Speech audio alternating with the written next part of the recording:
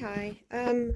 I wanted to put together a quick video about how I use my colours to colour in an ink drawing, but as it takes quite a long time, what I thought I would do is I would do it in chunks basically. So we can have a little bit at the beginning here where I just show you my materials, and then we're going to show each stage with like a short version and a jump forward. Because frankly, that's really satisfying for me. Satisfying for me as well, being able to see it in a short period of time. So super quick. I tend to use mostly Winsor & Newton Pro markers, formerly Letraset Pro markers. These are pens that have a bullet tip at one end and a chisel tip at the other. I should have thought to get one out to show you, but I did not, I confess. Oh, there you go, I got one. So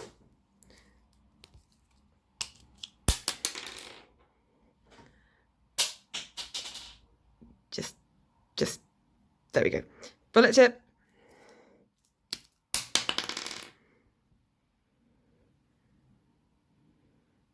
It's fighting me. Chisel tip. There you go. So those are the two types of pens I use. The Copic Chows as well. These are the budget brand of the budget. For goodness sake, the budget type of Copic markers. The more expensive ones being the sketch markers, and you can see that they've got a chisel tip just like the Pro markers, but the other end is actually, oh, it's fighting me today, guys. Fighting me today, everyone, is a brush tip, which is bendy and very good for like flick, flick, flick. Anyway, so this is the picture I'm going to be colouring today. So I'm going to get started and I'm going to do a bit of flat colouring, and then I'll see you when that is partly done. Hi, welcome back. So what I'm doing now is I'm going to lay down some of the flat colours and show you how I do that. So I more often than not use Pro markers for the flat colour because of the bullet tip and the fact that the way the bullet tip discharges ink is much easier to get a nice flat effect on the paper than it is with the Copics. Not impossible, but the way I colour, the way I work, this is the best for me. So stupid thing may sound like, but work out what you're going to colour first and what colour it's going to be. So I'm going to start with the colour of this jacket. It's a varsity jacket, but it's going to be blue and white. So I need to work out which parts of it are blue and which parts of it are white. This part is definitely blue. So what I will do is, this is quite awkward because the bullet tips are great, but they're not that accurate. So you can get quite fine detail by gently lifting it and only kind of brushing the paper with the tip. With a small area like this, you don't need to worry so much about going over your lines to get a nice smooth area, because you're going to go over your lines again anyway because of how small the area is. So just, oh, see, I've made a bit of a mistake there, but that's fine. I can fix that, especially because this drawing is going to be scanned, so it's not too much of a problem if I go over any lines a little bit. So this is a slightly bigger area. So what I will do is first fill in like what is like basically my starting line. And then what I do is I go back and forth with a zigzaggy saw motion. So basically every bit of paper gets 2 layers of ink in a kind of penduluming action. Now the smoothness of the colour and the cover you get from this will depend on how hard you're pressing, the type of paper you're using, and how much ink is actually left in your pen. This is one I don't use that often, so it's pretty good. Don't want to leave the ink to dry, because if you do, you will get a tide line. But you do have a little bit of time. It's not an instantaneous thing. You can, go back and go over it again. And because it's such an odd shaped area, you can kind of cheat a little bit. I actually work my drawings in such a way that I don't ever have to deal with huge unbroken areas. A couple of reasons. Why is it'll hurt your arm to keep doing it all that long. You're more likely to exhaust a pen, like completely wear it down to nothing if you do a really long uninterrupted bit of colouring. And it's hard to get a nice even coverage over a big area. So quite often you'll see my drawings will have like hair strands or demarcation lines, which will mean that you never have to colour in a huge area. Is it cheating? Yes, but most artwork is. Okay, so that's how I do my flat colours. I am going to go ahead and continue doing that. I will check back in with you when it's time for shading.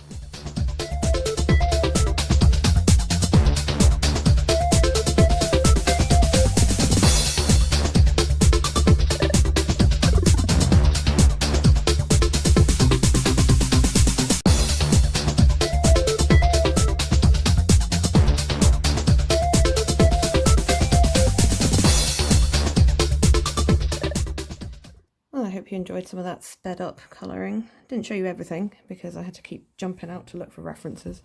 But here we are with most of the flats done. So I'm just going to do the same as I did before, which is start off what I'm doing and show you what I'm about. So normally what I would do is I would shade the biggest areas first. So in this, it would be this guy's face.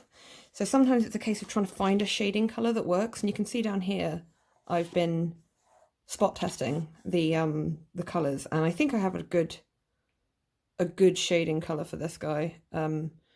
Champagne. Let's just check. Yeah, it seems like it might be a little pale, but that's okay because we can build it up. Obviously at this point we need to decide where the light source is coming from. Not too important in such a crazy cluttered drawing as this, but we're going to have it coming from this direction. So he's got a big round face, so we'll. And this is a different process. I still go over things because I like things to be nice and even, but this is more of a brush kind of motion due to the soft tip. You can see it there. Can you? It's bending. You have to trust me on this one. Now I've got ink all over my hand. Whoops. Yeah, so the soft tip makes it easier to put. There we go. Isn't he cute? I love him very much. He's a cute little gopher. So we will do his hands too. And shading is where you can show the shape of things. Where I show the shape of things. So his hands I've drawn as little balls. So this is where I would do the shadow that kind of fixes them as being round. It fixes their shape. Let's do a little bit like that. And this girl over here, girl or guy over here, looking fabulous. So in that one, the neck will be totally in shadow. And the wrist will be in shadow and the tips of the fingers, but the rest of it will be in light. And that sleeve getting in the way there. So obviously the hair will also cast a shadow. And the back of the cheek will be in shadow too because the hair is blocking the light. Obviously the fringe will cast a shadow too. A little bit of a shadow under the eye and a shadow. It's not a shadow on her nose. It's her nose is darker. So that's that. So normally what I would do is like absolute crazy, throwing pens everywhere, trying to find the right one, but I'm trying to make it a little bit less chaotic for y'all. So I'm just going to do ones that I can reach the colour for. So this is a YR31. Is it going to focus? Nope. So I'm going to hold it here. YR31 is a really good multi-purpose Copic Chow because it's yellow, but it's not quite, barium yellow. It's got a little bit of red in it, which means that it works quite well for more natural yellow tones. So I'm going to use it to shade Makona, who is sitting down here.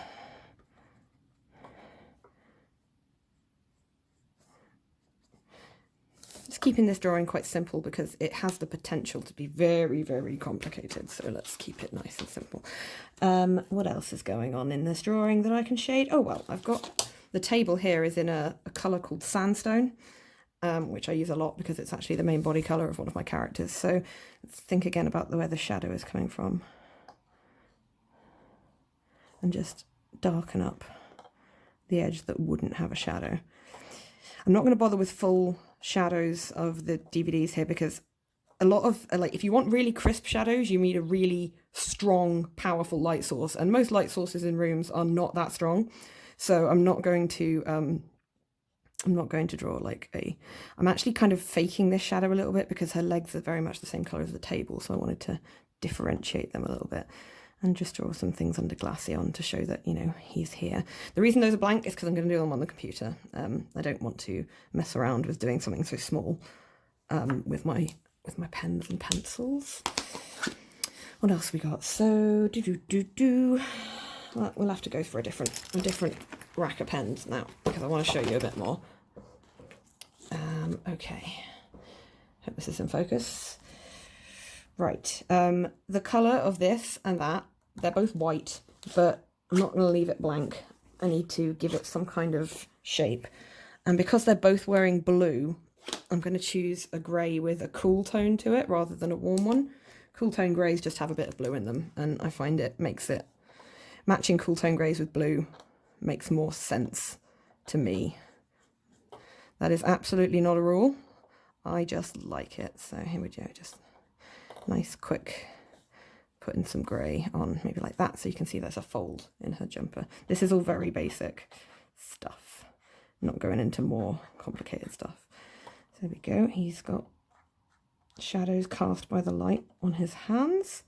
That is meant to be black and I forgot to colour it in, so that's why I'm not colouring that, shading that. But let's shade his collar and his pockets, just to kind of give them a bit of a 3D feel. And here as well. Fantastic. Right, let's shade that con bag. Now that con bag is a very pale colour. It's either satin or putty, I can never quite remember. So I'm going to use a warm grey on that one. 2 might be too light, so let's just test that. No, that looks okay. So let's just kind of fill in the, in here, because the bottom bit is obviously folded because there's something in it.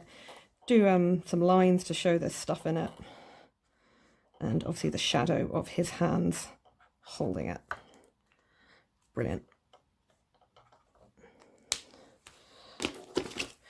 Okay, I think you got the idea there. So what I'm going to do now is I'm going to continue doing that. I'm going to switch on the hyperlapse so you can enjoy it a lot quicker than it takes me, and I'll see you in a bit.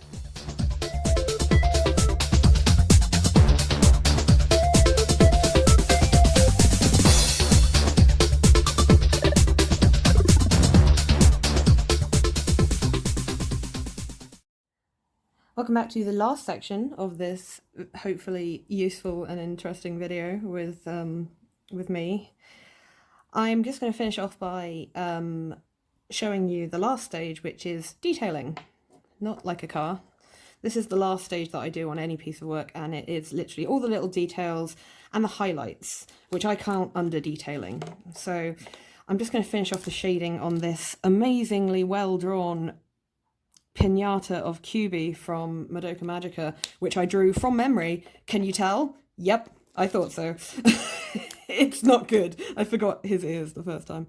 So I looked up a reference before I started. So he's got like a pink tinge to the end of his fluffy, whatever the hell these are. So put them on with a Copic, blend it with another Copic that's paler. This one is, so the one I just used was V12, and this one is V000, which is the lightest of the V's, which it indicates a violet shade. So when it dries, it should be nice and smooth. So while that's drying, because you don't want to mess with it when it's not, I'll show you what I use for highlighting, and that is one of these. This is a Posca paint pen. I'm not sure exactly what kind of paint is in it. I think maybe acrylic.